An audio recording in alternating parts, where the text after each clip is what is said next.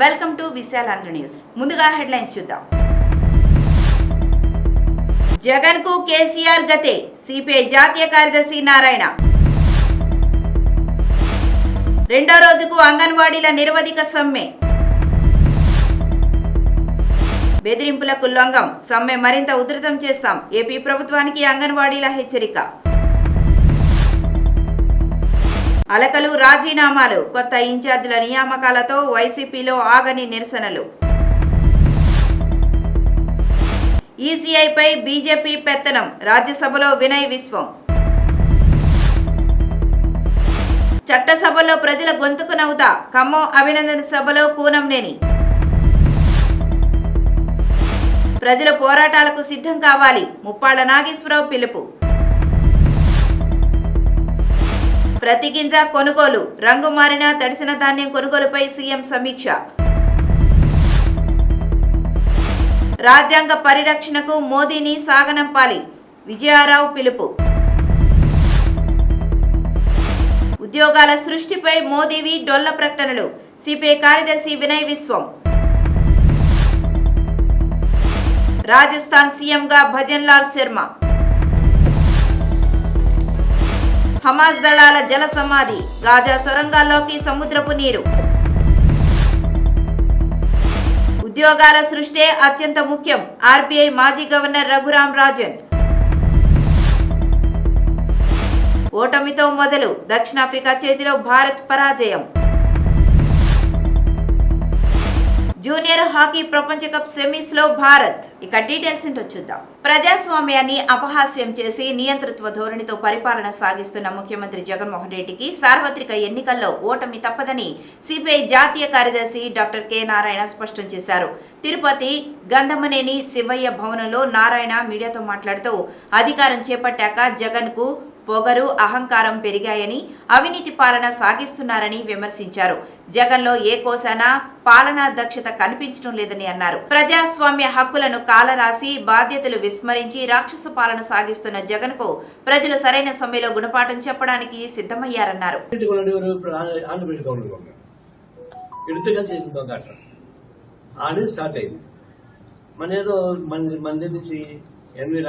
చాలా బ్రహ్మాండంగా ఉన్నాడు, పోతాడని అనుకున్నాం. పోయినప్పుడు ఒక ఎలిగాడు. మామూలు పోలీసు వాడు ఏం చేస్తారంటే పోస్టింగ్ చేసాకనే బాగా దాడి చేస్తారు, టకా దాడి చేస్తారు. 2-3 రోజులు అతను గొప్పడైపోతాడు, అంతా వచ్చి అటు చంద్ర కారణం అనుకుంటారు. అట్లా ఈయన పోయినప్పుడు కనిపించాడు. సైలెంట్ అయిపోయి నెంబర్ 1 డకాయిట్లు కూడా రాజీపడ్డాడు. తెలుగు ప్రజలకి అన్యాయం చేసేవాళ్ళు ఉంటే జ్యుడిషియల్లో అని స్టార్ట్ అయింది. ఇంకా వర్షం పెట్టి చంద్రశూడు వచ్చినప్పుడు గట్టిగా ఉన్నాడు. ఏమైపోయింది, అయిపోయింది న్యాయ వ్యవస్థ అట్లా అయిపోయింది. ఇట్లా స్టాచ్యూటరీ బాడీస్ మొత్తం ధ్వంసం చేసిన గట్టిగా ఉంటే అది మోడీ చేయగలిగింది, ఇంకో చేయలేదు. వాజ్పేయి కూడా బాగా బీజేపీ వాడే, అతను ప్రధానమంత్రి కూడా చేయలేదు. ఒక విధంగా ఒక చట్టంలో బయట వచ్చింది. ఇది ఒక ప్రమాదం తెచ్చిపెడితే రాజ్యాంగ ప్రమాదం తెచ్చిపెట్టింది. కాబట్టి ఎన్డీఏ కూటమి వ్యతిరేకంగా ఇండియా కూటమి బలపడేటువంటి ఏర్పాటు చేస్తుంది. ఆ కూటమి బలపడడానికి కావాల్సిన ఏర్పాటు జరుగుతుంది. ఇక్కడ తెలుగు రాష్ట్రాలకు సంబంధించి 2 రాష్ట్రాలు కూడా విభజన చట్టంలో హామీని ఎక్కడ అమలు చేయలేదు. తెలంగాణ చేయలేదు, ఇక్కడ చేయలేదు. మరి చేయనప్పుడు కేసీఆర్ కొట్టాలంటూ మళ్ళీ రాజ్యసభకు పోయి ఆయన కోసం డాక్టర్స్ గ్రూప్ వచ్చింది. అన్నిటి సంస్థలకు వచ్చి ఆయన డాక్టర్స్ గ్రూప్ వచ్చింది. జాతీయాన్ని కాపాడుకోవడానికి రాజీపడి బీజేపీ రాజీపడి అందరూ పడిపోయారు. స్టార్ట్ అయింది. బీజేపీ టీఆర్ఎస్ ఒకటైపోయిందని పెట్టి జనంలో అసంతృప్తి పెరిగింది. స్లోగా కాంగ్రెస్ పార్టీ వైపు ప్రయాణం సాగించారు. దీనికి ముందు అర్థమైపోయింది. ఎందుకంటే బీజేపీ ఎప్పుడైతే రాజీపడినాడో బీజేపీ శత్రువు తెలుగు ప్రజానికానికి. అట్లాంటి తెలుగు ప్రజానికి శత్రువుగా ఉండే బీజేపీ రాజీపడడం అనేది టీఆర్ఎస్ కూడా తలాపాపం తలాపిడికి అయిపోయింది. అది వెళ్ళిపోయాయి. ఇప్పుడు జగన్మోహన్ రెడ్డి ఉన్నాడు. ఈరోజు తెలంగాణ కన్నా ఎక్కువ అన్యాయం జరిగింది తెలుగు ప్రజలకి. స్టేటస్ లేదు, స్టేట్ క్యాపిటల్ సంబంధం లేదు, కడప స్టీల్ ప్లాంట్ సంబంధం లేదు, ఉద్యోగాలకు సంబంధించి ఎగిరిపోయినాయి. ఇవన్నీ కూడా బీజేపీ వచ్చిన తర్వాత ఒక కొత్త ఫ్యాక్టరీ కూడా రాలేదు, అన్ని అమ్మేస్తున్నారు. ఇప్పుడు ఈయన వచ్చిన తర్వాత కొత్త వస్తాయి ఏం రాలేదు, ఇప్పుడు స్టార్ట్ అయింది దీనికి కూడా. మొన్న తెలంగాణలో ఏం జరిగిందో నిన్న స్టార్ట్ అయింది, ఆంధ్రాలో కూడా వలస. ఏ విధంగా వలస స్టార్ట్ అయింది, ఇది ఆపడం సాధ్యం కాదు.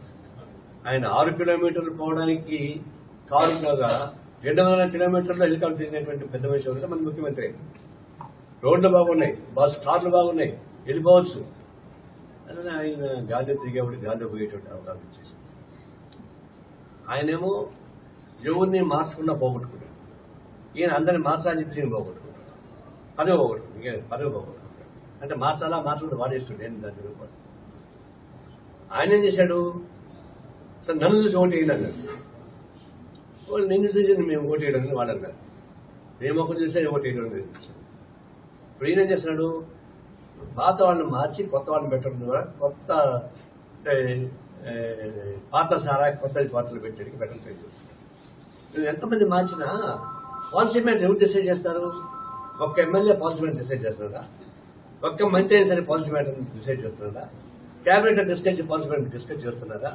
మంత్రులు దాన్ని ఆమోదించారా? ఏం చేస్తారు? నువ్వు ఒకటే డెసిషన్ తీసుకుంటున్నావు. ఏం డెసిషన్ తీసుకోదలుచుకున్నా జగన్మోహన్ ఒకటే డెసిషన్ తీసుకుంటున్నాడు.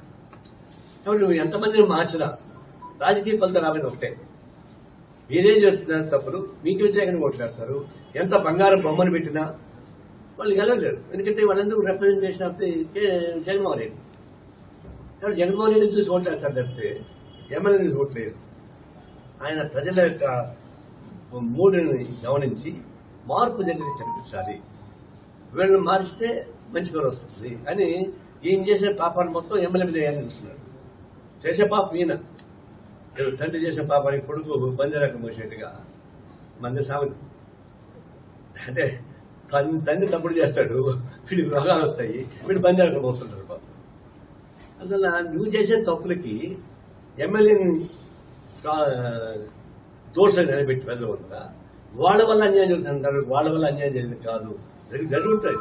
కానీ మొత్తం పాలసీ మీరు డిసైడ్ చేస్తారు, వీళ్ళు ఇంప్లిమెంట్ చేస్తారు. తీసుకురాళ్ళు ఎవరు చేయమన్నారు? ఏదో మీరు పర్మిషన్ కంటే వాళ్ళు చేసుకుంటున్నారు. మహిళలు ఎవరు చేయమన్నారు? మీరు పర్మిషన్ కంటే చేసుకుంటున్నారు. అందులో పాలసీ మ్యాటర్ వచ్చి దగ్గర నుంచి వస్తారు, వాళ్ళు దందా చేస్తున్నారు. ఇప్పుడు దాన్ని కప్పించుకోవడానికి ఎమ్మెల్యేస్ పైన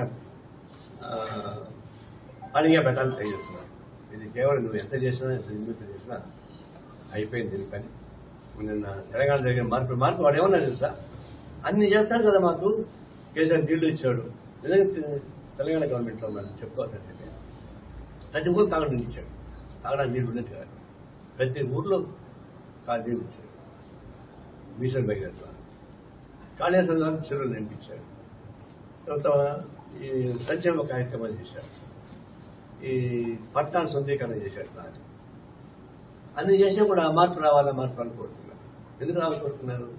ఆయన వచ్చిన కోరుకొని 10 ఏళ్ళగా ఒక సర్వీస్ కమిషన్ ఎగ్జామ్స్ లేదు, కాంపిటేటివ్ ఎగ్జామ్స్ అసలు లేవు.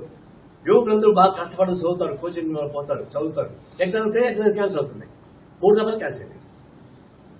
లక్షల మంది యువకులు నోటి కాళ్ళు చెప్పుడిపోయినటువంటి వాళ్ళు బాధపడిపోయారు, అంత ఎత్తరపడ్డారు. ఏ ఊరికి పోయినా యువతులు, మెయిన్ యూతే మార్పు రావాల్సింది అని చెప్పేసి తిరగబడ్డారు.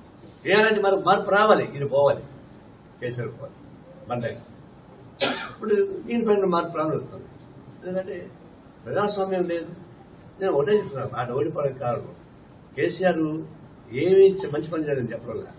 ఆయన అహంభావం వైఖరి, రాజకీయాల అహంభావం పనికిరాదు, అవినీతి, నియంత్రణ. రాజకీయ పార్టీలకు ఆయన కూడా కలిసేవాడు కాదు, అసలు సెక్రటరీ రాడు, అంత బ్రహ్మాండంగా బిల్డింగ్ అంటే చాలికి రాడు, ఆయన ఫామ్ హౌస్ రాజకీయం చేస్తాడు. ఈ 3 కారణాల వల్లనే కేసీఆర్ ఓడిపోయింది. అదే 3 కారణాలే ఇక్కడ ఈయన ఓడిస్తారు. ఈయన ప్రజాస్వామ్యం నమ్మకం లేదు. ప్రతిపక్షాలు కూడా కలవని ఏంటి, ఒక మంత్రి అంటాడు మాకే దిక్కులేదా, బట్ నీకేందా అన్నారు ఒక మంత్రి. మేము కొనడానికి మాకు అవకాశం లేకపోతే నిన్నే అడగా సరిపోతుంది. అంటే ప్రజాస్వామ్యంలో ప్రతిపక్షాలు కానీ ప్రజలు కానీ నమ్మకం లేకుండా పోయింది, నియంతృత్వం పెరిగిపోయింది. మన్నలా వెళ్ళిన ముఖ్యమంత్రి నిర్భయంగా పోవాల. నిజాం నవాబు కూడా బయలుదేరిస్తే వాళ్ళు అనౌన్స్ చేసుకుంటా పోయేవాడట. అంతేగాని గృహ నిర్బంధం చేసేవాడు కాదు. నేను ఎక్కడ పోయినా గృహ నిర్బంధం చేస్తున్నాడు. జనాన్ని గృహ నిర్బంధం చేస్తే పర్లేదయా, ఎందుకంటే ఈ మురళి లాంటి వాడు ఇట్లాంటి వాడు మళ్ళీ గలబా చేస్తున్నా లోపల తీసుకోవాలి. చెట్లు చాలా ఏం చేశాయా? చెట్ల కంటే పాపం తెలుసా? చెట్లకి ఎంత పాపం ఇంకొకటి లేదు. చెట్లు నరికేస్తాను ఎక్కడికి పోతే అక్కడ. విశాఖపట్నం చూస్తే మొత్తం చెట్లు నరికేశారు. 20 ఏళ్ళు 30 ఏళ్ళు వయసు ఉన్న చెట్లు పారేశారు. అంత పద్ధతిలో నియంత్రణ వైఖరి అవగణిస్తుంటే ఎట్లుకుంటారు? అది ఎందుకంటే ఈ నియంత్రణ పోకడి, ప్రజాస్వామ్యం లేకుండా పోవడం, అవినీతి, అహంభావం పెరిగిపోయింది. రాసాయనిక కంటే పెద్ద పవర్ఫుల్ ఉండేది కానీ ఈయన. కానీ రాసాయనిక కంటే పొగరపోతే అక్కడ నా కాడ కనపడ్డా. ఎంత విపక్షాలను కూడా వ్యతిరేకించేవాడు, మాట్లాడేవాడు, నో అని చెప్పేవాడు. నేను ముందు రోజు విమర్శించి బస్సు రోజు పోతే కూడా అది మర్చిపోయి మాట్లాడినాడు.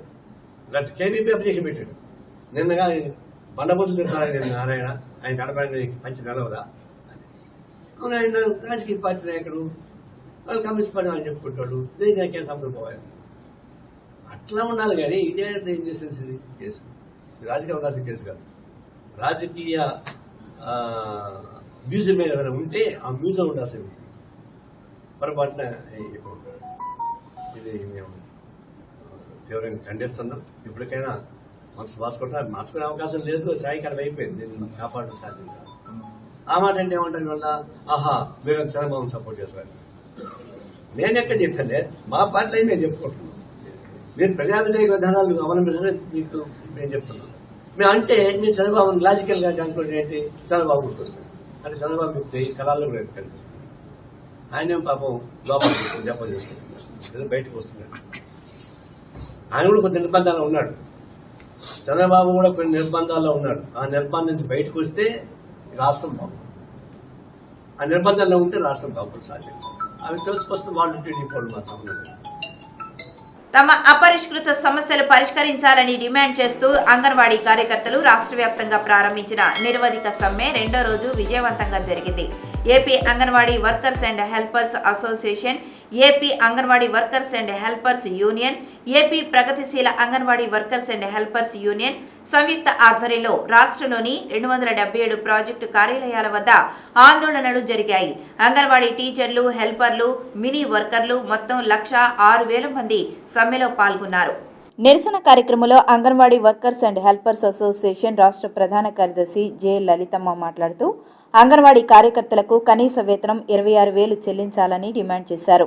అంగన్వాడీ టీచర్లు, హెల్పర్లు, మినీ వర్కర్లను ప్రభుత్వ ఉద్యోగులుగా గుర్తించాలన్నారు. ఎన్నికల ముందు తెలంగాణ కన్నా అదనంగా వేతనాలు పెంచుతానని హామీ ఇచ్చిన సీఎం జగన్ అధికారంలోకి వచ్చిన తరువాత పట్టించుకోవడం లేదని విమర్శించారు. రాష్ట్ర వర్కింగ్ ప్రెసిడెంట్ ప్రేమ మాట్లాడుతూ అంగన్వాడీలకు గ్రాట్యుటీ అమలు చేయాలని 2022లో సుప్రీంకోర్టు తీర్పు ఇచ్చినా ఆంధ్రప్రదేశ్లో ఇప్పటికీ అమలు చేయలేదన్నారు. హెల్పర్లకు పదోన్నతికి సంబంధించి ఎటువంటి నిబంధనలు రూపొందించలేదన్నారు. AP anganwadi workers and helpers union రాష్ట్ర అధ్యక్షులు జి బేబీరాణి, ప్రధాన కార్యదర్శి కె సుబ్రావమ్మ మాట్లాడుతూ సెంటర్ల నిర్వహణకు అంగన్వాడీలే పెట్టుబడులు పెట్టాల్సిన పరిస్థితికి నెట్టపడ్డారని తెలియజేశారు. బీజేపీ ప్రభుత్వం పేదరికం, పోషకాహార లోపం, ఆకలి సమస్యలను పూర్తిగా నిర్లక్ష్యం చేసి ఐసీడీఎస్కి నామమాత్రంగా 20,554.31 కోట్ల రూపాయలు కేటాయించిందన్నారు. ఐసీడీఎస్ లక్ష్యానికి విరుద్ధంగా అంగన్వాడీ కేంద్రాలను కుదించడానికి నూతన విద్యా విధానం తీసుకువచ్చి కేంద్రాలను విలీనం చేస్తున్నారని, లబ్ధిదారులను కుదించడానికి పోషణ ట్రాక్ యాప్ను తీసుకువచ్చిందని విమర్శించారు. రాష్ట్ర ప్రభుత్వం బెదిరింపులు ఆపాలని అంగన్వాడీ యూనియన్ నాయకులు డిమాండ్ చేస్తున్నారు. సమస్యలు పరిష్కరించే వరకు సమ్మె కొనసాగించాలని ఏఐటీయూసీ, సిఐటియు, ఏఐఎఫ్టియు అంగన్వాడీ సంఘాలు నిర్ణయించాయి. సమ్మె మరింత ఉధృతం చేస్తామని అంగన్వాడీలు తేల్చి చెప్పారు. సమ్మె నేపథ్యంలో అంగన్వాడీ కేంద్రాలు 2వ రోజు మూతపడ్డాయి. మరోవైపు అంగన్వాడీలు సమ్మె విరమించకపోతే విధులకు గైర్హాజరైనట్లుగా భావించి కలెక్టర్లు చర్యలు తీసుకుంటారని రాష్ట్ర ప్రభుత్వం హెచ్చరించింది. ఈ మేరకు మంగళవారం రాత్రి ఓ ప్రకటన విడుదల చేసింది. అంగన్వాడీ కార్యకర్తలు ఆయాల పట్ల కొన్ని సానుకూల నిర్ణయాలు తీసుకున్నట్టు తెలిపింది. అధికార వైసీపీలో అసమ్మతి జ్వాల రగులుతోంది. అలకలు రాజీనామా పర్వం కొనసాగుతోంది. పార్టీ అధిష్టానంపై ధిక్కార స్వరాలు పెరుగుతున్నాయి. రానున్న అసెంబ్లీ ఎన్నికల్లో గెలిపే లక్ష్యమంటూ వైసీపీ అధినేత ముఖ్యమంత్రి వైఎస్ జగన్మోహన్ రెడ్డి ఇష్టానుసారం అభ్యర్థులను మారుస్తున్నారు. సోమవారం 11 నియోజకవర్గాలకు ఇన్ఛార్జీలను నియమించారు. మంత్రులకు సైతం స్థానచలనం తప్పలేదు. కొన్ని చోట్ల ఇప్పటికే ఇన్ఛార్జీలుగా కొనసాగుతున్న నాయకులను తొలగించి కొత్త వారిని నియమించడంతో అలకలు రాజీనామాలు పెరిగాయి. బాపట్ల జిల్లా రేపల్లె నియోజకవర్గ వైసీపీ ఇన్ఛార్జి మార్పు అక్కడ చిచ్చురేపింది. రాజ్యసభ ఎంపీ మోపిదేవి వెంకటరమణ స్థానంలో డాక్టర్ ఈపూరు గణేష్ ను ఇన్ఛార్జిగా వైసీపీ ప్రకటించింది. ఈ నిర్ణయాన్ని రేపల్లె వైసీపీ నేతలు తీవ్రంగా వ్యతిరేకించారు. మోపిదేవి వెంకటరమణకే ఇన్ఛార్జి బాధ్యతలు అప్పగించాలని డిమాండ్ చేశారు. మోపిదేవి వెంకటరమణ 14 ఏళ్లుగా పార్టీ అభివృద్ధికి పనిచేస్తున్నారని, ఆయన్ను పక్కన పెట్టి గణేష్ ను ఇన్ఛార్జిగా నియమించడం బాధాకరమని నేతలు అన్నారు. రేపల్లెలోని వైసీపీ కార్యాలయంలో ముఖ్య నేతలు సమావేశమై మోపిదేవికి మద్దతుగా వివిధ పదవుల్లో ఉన్న 150 మంది రాజీనామా చేశారు. ఇన్ఛార్జి మార్పు నిర్ణయాన్ని వైసీపీ అధిష్టానం పునఃసమీక్షించాలని కోరారు. రాజీనామా చేసిన వారిలో మున్సిపల్ చైర్పర్సన్, వైస్ చైర్మన్లు, రేపల్లె, చెరుకుపల్లి, నిజాంపట్నం మండలాల కీలక నేతలు ఉన్నారు. మంగళగిరిలోనూ ఇదే పరిస్థితి నెలకొంది. వైసీపీకి ఎమ్మెల్యే పదవికి ఆళ్ల రామకృష్ణారెడ్డి ఆర్కే రాజీనామా చేయడం, మంగళగిరి ఇన్ఛార్జిగా చేనేత నాయకుడు గంజి చిరంజీవిని నియమించడం చకాచకా జరిగిపోయాయి. గంజి చిరంజీవి నియామకంపై ఆర్కే ముఖ్య అనుచరులు రగిలిపోతున్నారు. మంచి నాయకుడిగా, మృదు స్వభావిగా, పార్టీకి అత్యంత విశ్వాసపాత్రుడిగా ఉన్న ఆర్కేను తప్పించడాన్ని జీర్ణించుకోలేకపోతున్నారు. చాలా మంది నాయకులు రాజీనామాకు సిద్ధపడ్డారు. ఆర్కే మాత్రం ఎవరికీ అందుబాటులో లేకుండా అజ్ఞాతంలోకి వెళ్లినట్లు తెలుస్తోంది. భారత ఎన్నికల కమిషన్ ను తన చెప్పు చేతుల్లో పెట్టుకోవాలని కేంద్రంలోని బీజేపీ ప్రభుత్వం యత్నిస్తోందని, తమ పార్టీ ఒక్కటే అధికారంలో కొనసాగే విధంగా ఈసీల నియామక బిల్లుకు తెరతీసి కుట్ర చేస్తోందని సిపిఐ ఎంపీ వినయ్ విశ్వం విమర్శించారు. ప్రజాస్వామ్యానికి తూట్లు పొడవడమే ఆ పార్టీ ఉద్దేశమని దుయ్యబట్టారు. అధికరణ 370 రద్దుపై సుప్రీంకోర్టు తీర్పును వేడుక చేసుకున్న బీజేపీ వర్గాలు ఆపై 24 గంటల్లోపే సర్వోన్నత న్యాయస్థానాన్ని మర్చిపోయాయని, ఇదే బీజేపీ నైజమని వినయ్ విశ్వం వ్యాఖ్యానించారు. బీజేపీ సభ్యులు పదే పదే అంబేద్కర్ గురించి ప్రస్తావిస్తారు. కానీ ఆయన మాటలను నీరుగార్చడమే వారి ఉద్దేశమని సిపిఐ ఎంపీ దుయ్యబట్టారు. ఎన్నికల సంఘం స్వచ్ఛందంగా పనిచేయాలని, పాలకుల చెప్పుచేతల్లోకి వెళ్లకూడదని రాజ్యాంగ నిర్మాతలు భావించారు. కానీ బీజేపీ అందుకు విరుద్ధంగా వ్యవహరిస్తోంది. కేవలం అధికార వాంఛతో ఈసీఐని పూర్తి స్థాయిలో తమ గుప్పిట్లో పెట్టుకోవాలని చూస్తోంది. అంబేద్కర్ గురించి మాట్లాడే బీజేపీ హిట్లర్ అడుగుజాడల్లో నడుస్తోందని వినయ్ విశ్వం దుయ్యబట్టారు. చట్టసభల్లో ప్రజల గొంతుకనవుతానని, ప్రజా సమస్యలపై గళమెత్తుతానని కొత్తగూడెం శాసనసభ్యుడు సిపిఐ తెలంగాణ రాష్ట్ర కార్యదర్శి కూనంనేని సాంబశివరావు అన్నారు. ప్రజాప్రతినిధిగా, కమ్యూనిస్టు పార్టీ శాసనసభ్యునిగా తప్పు చేయబోనని సంకల్పించారు.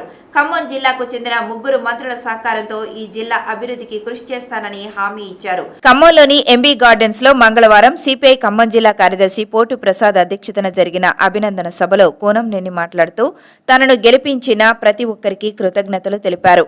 టీఆర్ఎస్ 10 ఏళ్ల దుర్మార్గపు పాలనను అంతం చేయాలని రాష్ట్ర ప్రజలు భావించారన్నారు.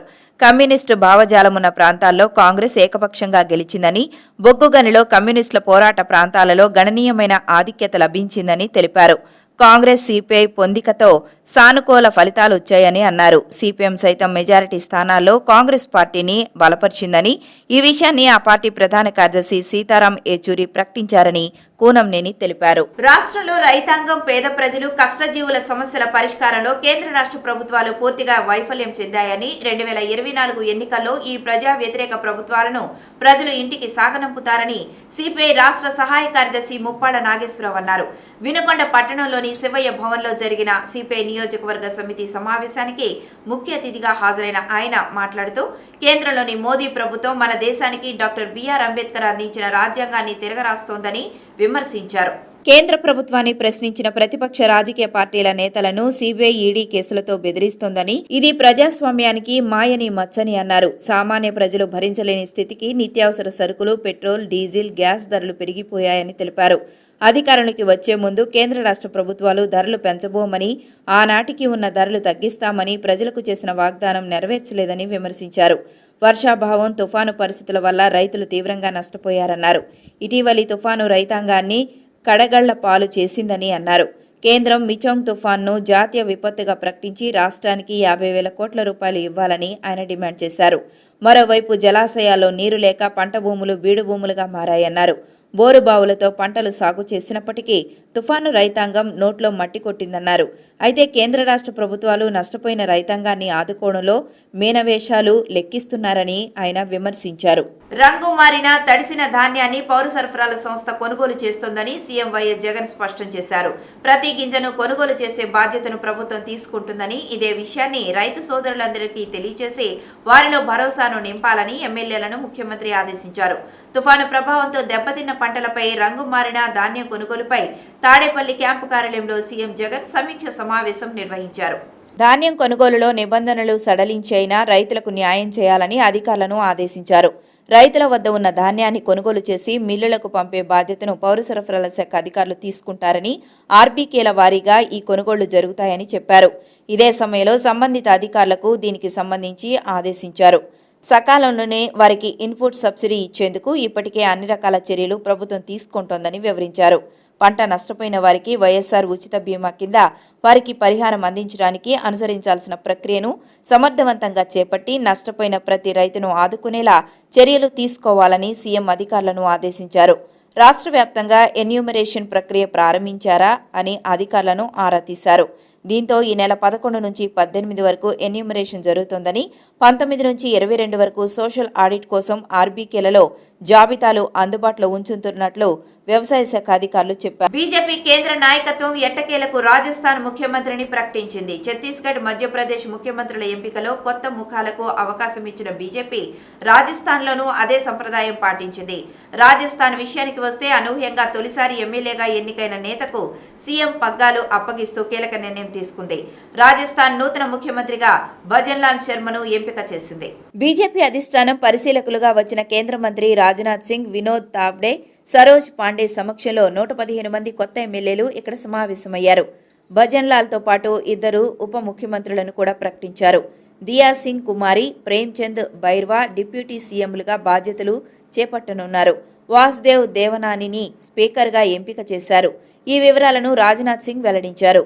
భజన్లాల్ పేరును మాజీ సీఎం వసుంధరా రాజే ప్రతిపాదించారు. కాగా బ్రాహ్మణ వర్గానికి చెందిన భజన్లాల్ శర్మ ప్రస్తుతం బీజేపీ రాష్ట్ర ప్రధాన కార్యదర్శిగా వ్యవహరిస్తున్నారు. 4 సార్లు ఆయన ఈ పదవి చేపట్టారు. ఇప్పటి వరకు పార్టీలో సంస్థాగతంగా కీలకంగా వ్యవహరించిన భజన్లాల్ ఇటీవల జరిగిన అసెంబ్లీ ఎన్నికల్లో పోటీ చేశారు. సంగనేర్ నుంచి పోటీ చేసిన ఆయన తన సమీప కాంగ్రెస్ అభ్యర్థిపై 48,000 ఓట్లకు పైగా మెజారిటీతో విజయం సాధించారు. హమాస్ ను ఉక్కిరిబిక్కిరి చేసే వ్యూహాన్ని ఇజ్రాయెల్ అమలు చేయడం మొదలుపెట్టింది. గాజాలోని సొరంగాల్లో కృత్రిమ వరదను సృష్టించడం మొదలుపెట్టింది. దీనిలో భాగంగా గాజా మెట్రోగా పిలిచే హమాస్ సొరంగాల్లోకి సముద్రపు నీటి విడుదలను మొదలుపెట్టింది. ఈ ప్లాన్ తొలి దశలోనే ఉందని అమెరికా వర్గాలు పేర్కొన్నాయి. వీటిలో నీరు నింపే ప్రణాళిక పూర్తి కావడానికి కొన్ని వారాల సమయం పడుతుందని అంచనా వేస్తున్నారు. ఇజ్రాయెల్ దళాలు ఈ సొరంగాలను దెబ్బతీయడానికి భారీగా బంకర్, విధ్వంసక బాంబుల వినియోగం, రసాయన ద్రవాల వినియోగం, సునకాలను, రోబోలను, డ్రోన్లను పంపడం వంటి ఆప్షన్లను పరిశీలించాయి. తాజాగా ఐడీఎఫ్ చీఫ్ హెర్జీ హల్వీ మాట్లాడుతూ సొరంగాలను నీటితో నింపడం మంచి వ్యూహం అని వ్యాఖ్యానించారు. అంతకుమించి వివరాలు వెల్లడించేందుకు నిరాకరించారు. ఇప్పటికే 5 భారీ పంపులను గాజా వద్దకు తరలించినట్లు కథనాలొచ్చాయి. మరోవైపు ఈ వ్యూహంపై అమెరికా అధ్యక్షుడు జో బైడెన్ స్పందిస్తూ ఆ సొరంగాల్లో బందీలెవరూ లేరనే వాదనలు ఉన్నాయి. కానీ నేను దానిని ధృవీకరించలేను. ప్రతి పౌరుడి మరణం విషాదకరమే. ఇజ్రాయెల్ మాటలకు చేతలకు పొంతన ఉండాలని కోరుకుంటున్నానని ఆయన ఏ అంశంపైనైనా ముక్కుసూటిగా అత్యంత స్పష్టంగా తన అభిప్రాయాలను వెల్లడించే రిజర్వ్ బ్యాంక్ ఆఫ్ ఇండియా మాజీ గవర్నర్ రఘురాం రాజన్ తాజాగా భారత్లో ఉద్యోగాల కల్పనపై స్పందించారు. Pennsylvania State University assistant professor Rohit లాంబాతో కలిసి తాను రాసిన పుస్తకం breaking the mould, reimagining India's economic ఫ్యూచర్పై మాట్లాడుతూ ఉద్యోగాలపై తన అభిప్రాయాన్ని కుండబద్దలు కొట్టారు. ప్రపంచంలోనే అత్యంత వేగవంతమైన వృద్ధిని నమోదు చేస్తున్న భారత్కు అత్యంత ఒత్తిడి కలిగించే అంశం ఉద్యోగాల సృష్టేనని పేర్కొన్నారు. భారత్కు ఉన్న అతి గొప్ప బలాల్లో ఒకటి 140 కోట్ల మంది జనాభా. వీరిని ఎలా సద్వినియోగం చేయాలన్నదే అసలు ప్రశ్న. దేశానికి ప్రతి స్థాయిలోనూ అభివృద్ధితో పాటు ఉద్యోగాల సృష్టి కూడా అవసరం. ఉద్యోగాలే ప్రస్తుతం అత్యంత ఒత్తిడి కలిగిస్తున్న అంశం. ప్రైవేట్ రంగంలో భారీ స్థాయిలో ఉద్యోగాలుంటే రిజర్వేషన్లపై ఎందుకు ఒత్తిడి ఉంది? కొంతైనా తగ్గుతుంది కదా అంటే మనం ఉద్యోగాలను సరిపడా ఇవ్వడం లేదు. అదే నా ప్రధాన ఆందోళన అని చెప్పారు. మనం ఒక దేశంగా కలిసి ఉన్నాం. అటువంటప్పుడు ఆయా రాష్ట్రాల్లో స్థానికులకు ఉద్యోగాల్లో రిజర్వేషన్లు ఎందుకు? అవి ప్రతి ఒక్కరికి అవి అందుబాటులో ఉండాలి. వలసల వల్ల ఒకరికొకరు ప్రయోజనాలు పొందుతామని గ్రహించాలి. ఉన్నత పాఠశాలల్లో మంచి విద్యను అందించినా, వారిలో కొంతమందిని వృత్తి విద్యా శిక్షణకు మళ్లించినా వచ్చే 6 నెలల నుంచి ఏడాది వ్యవధిలో చాలా ఉద్యోగాలను సృష్టించవచ్చు. 10 ఏళ్ల వరకు ఉద్యోగాల సృష్టి కోసం దేశం ఎదురు చూడాల్సిన అవసరం ఉండదని అన్నారు. 2047 కల్లా ఎగువ మధ్యతరగతి జనాభా కావాలంటే మానవ వనరులను మెరుగుపరిస్తే ఉద్యోగాలు వాటంతటవే వస్తాయి. సిబ్బంది నాణ్యతను మెరుగుపరిస్తే భారత్కు కంపెనీలు తరలి వస్తాయని రఘురాం రాజన్ చెప్పారు. దక్షిణాఫ్రికా పర్యటనను టీమిండియా ఓటమిలో మొదలుపెట్టింది. అన్ని విభాగాల్లోనూ ఆధిపత్యాన్ని ప్రదర్శించిన ఆతిథ్య జట్టు రెండో టీ20లో పైచేయి సాధించింది. రింకు సింగ్ మరోసారి చక్కని బ్యాటింగ్తో ఆకట్టుకున్నా అతడి ప్రయత్నం సరిపోలేదు. భారత బౌలర్లు విఫలమయ్యారు. టీమిండియా డక్వర్త్ లూయిస్ పద్ధతిలో 5 వికెట్ల తేడాతో పరాజయం పాలైంది. రింకు సింగ్, సూర్యకుమార్ యాదవ్ మెరవడంతో మొదట భారత్ 7 వికెట్ల నష్టానికి 180 పరుగులు చేసింది. వర్షం వల్ల టీమిండియా ఇన్నింగ్స్ 19.3 ఓవర్ల వద్దే ముగిసింది. బౌలింగ్లోనూ టీమిండియా ఆరంభంలో తలపడింది. తొలి 2 ఓవర్లలో 38 పరుగులు రాబట్టిన హెండ్రిక్స్ బ్రిజ్గే దక్షిణాఫ్రికాకు అదిరే ఆరంభాన్నిచ్చారు.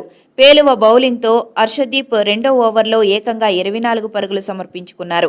3వ ఓవర్లో బ్రిజ్గేను జడేజా అవుట్ చేసినా భారత్కు పెద్దగా ఉపశమనం లేదు. దక్షిణాఫ్రికా దూకుడులో మార్పు లేదు. హెండ్రిక్స్తో పాటు మార్క్రమ్ కూడా ఎడాపెడా బౌండరీలు బాదేస్తూ స్కోరు బోర్డును పరుగులు పెట్టించాడు. ముఖేష్, కుల్దీప్ కూడా బ్యాటర్లను నియంత్రించలేకపోయారు. 7.4 ఓవర్లలో దక్షిణాఫ్రికా 96.2తో తిరుగులేని స్థితిలో నిలిచింది. ఆ స్థితిలో భారత్ చకచకా 3 వికెట్లు పడగొట్టడంతో ఏకపక్షంగా సాగుతున్న మ్యాచ్ కాస్త ఆసక్తికరంగా మారింది. ఈ వార్తలు ఇంతటితో సమాప్తం. నమస్కారం.